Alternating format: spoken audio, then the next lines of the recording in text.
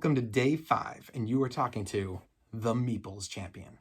As I mentioned yesterday while we were talking about terraforming Mars, today I was going to bring in a little bit more of a positive reflection on a game that's one of my favorites. It's definitely in my top 10, at least now. That changes all the time, as most gamers do. But I'm talking about Raiders of the North Sea. This game is an unbelievable game. As you know, there's the Raiders and there's the Architects trilogies. Now, unlike most gaming companies, a trilogy is kind of a new aspect for board games. You don't see that.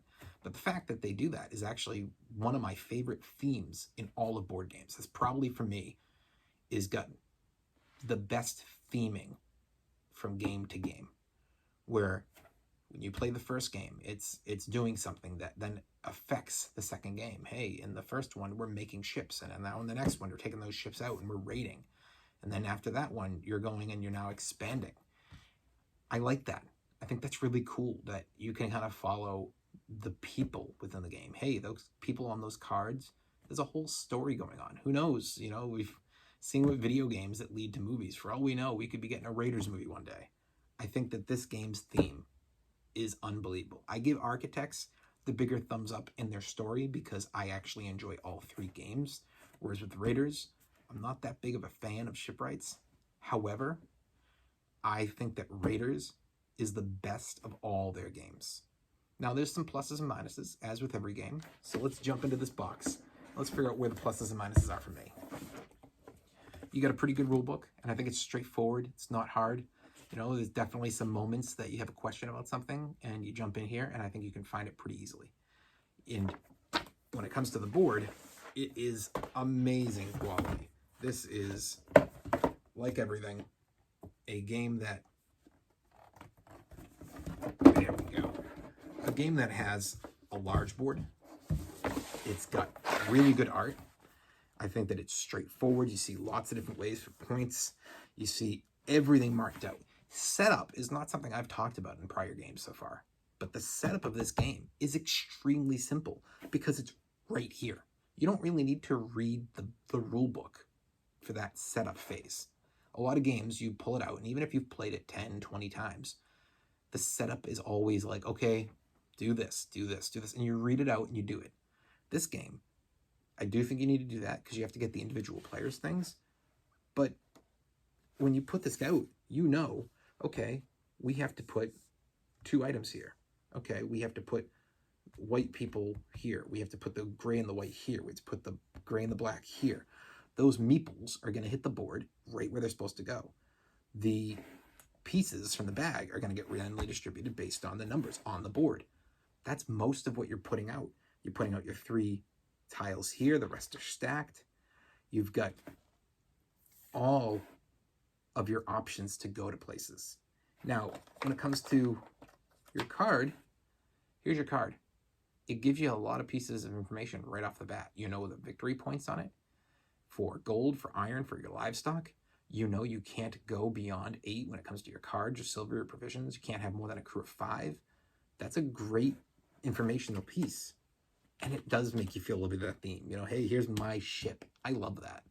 I think that's a great piece to this. The theme in this game really is a giant A+ by me. And then when you jump into other cards in this, I think that you're talking about some really cool aspects. You know, there's a lot of really good art. The art gets another A+ for me. I think that the player options are great. You know, you're limited at the beginning. But once you start branching out, it's a game that you have a lot of choices on. It doesn't look like it. You look at it and you go, oh, well, I mean, this looks like a lot up here. But you can't go to these top areas early on. You can only get down here. And you can only get down here if you're able to collect things here. And it's a limited amount. That put down pickup a meeple aspect. It is, I don't think I've ever seen it replicated. It is a unique feature in this game. And as I mentioned before, unique is big to me. It's a unique feature that gives this game an edge. That ability to say, okay, I'm watching their turn because I need to make sure they don't cover up this spot. And that they also don't take somebody off that spot. Because if they do, I can't do what I need to do. All of a sudden, you know, you're saying, hey, I'm hoping I can draw 2 cards and I can immediately play one. and I'm taking a chance, but that's the chance I'm going for. Or I need to kill a card for some money so I can afford to make somebody. Or I need to put a guy down here to get money to make somebody. And all of a sudden, the 2 money spots get covered and the barrack spot gets uncovered, and you go, shoot, how do I do this? I can't. I have to completely revamp my turn because they messed me up. That's a fantastic piece to this game. Yes, the luck to me doesn't exist here. There's always luck in any game. Anybody who says there isn't, it's not true. When you have a deck of cards, there's the luck of what is the order of those cards. You don't know how it was shuffled. Hey, can I get a hold of a card that I think would be really useful to me? Or is it going to come out at the worst possible time and somebody else gets it? That's important. That is an important feature. The quality, I wouldn't have paid for this upgrade, but I got the money that's metal. I love it. I really do. I will never pay extra for that. I don't think that that's something you need unless the regular money is really bad, at which point I have a complaint about the game. To require an upgraded piece because the normal piece is bad, it's not good. But for some reason, when I got this game, I don't know if this is just a norm with these or if this is just I accidentally got an upgraded version when I bought this, because I got this off Amazon, I believe. I got the upgraded money. I don't believe that this is the base money. I believe that regular game has cardboard money. I could be wrong. I'm actually the only one out of all my friends who owns this game. So I've never gotten to see another copy opened up to see what they have. But I can't imagine that that's normal. Maybe it is, though, because this game only cost me $50. So $50 to get an upgraded component like that. Great components elsewhere. Great material. Great art. Great theme. Difficulty. On a 1 to 5 scale. It's a good difficulty. It's like a 3, maybe even a 4, because there's a lot of choices, but I don't think it's so many choices that you can't do anything. Analysis paralysis doesn't really exist in this game because while there is a lot to do on your turn, you either go below, at which point there's only 8 options, and on your turn you're basically going option 1 out of 5, and then option 2 out of 4, or 3. Or you go up top, at which point, well, what do you have? The likeliness is you can't do everything. If you have a black character, meeple, 1, 2, 3, 4, 5, 6, 7, you have 9 spots to go to. If you have gray, you have those same 9 and you move a little bit up here. If you have the white, you move up here. So you're already limited based on the one color meeple you own. But then there's the cost of the spot. So depending on what you have for resources, the likeliness is you're not going to have enough resources to do everything. You're going to get limited. So analysis paralysis kind of gets pushed to the side because instead of having, 8, 6, 14, instead of having 23 spots to go to, the likeliness is you're deciding between 3 and 4 spots. That's a lot easier. That is a lot easier to deal with. So, in my opinion, this is a top-notch game. Go and buy it. Play it with your friends. Play it with your family. I played this with my in-laws. I played this with my family. I played this with friends. I played this with my board game group. Everybody enjoys it. Everybody understands what they're doing within their first or second turn.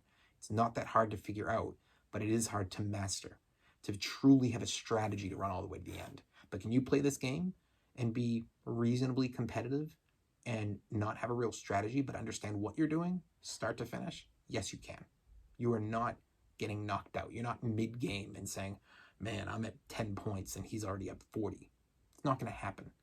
This is going to give you an opportunity. I've lost this game to people by 20 points, but 20 is not that bad at the end of a game.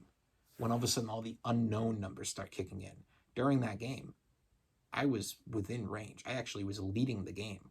And then it was their unknown numbers that flipped it. And that's great. To have the ability to build up unknown victory points that somebody could be paying attention to and trying to count, but that it's hard to remember all that. And all of a sudden the end of the game comes, things flip, and they go, oh my God, I completely forgot about this. That's fantastic. So I highly recommend this one. I'd say this is for everybody's collection. Give it a chance. Find a friend who plays it.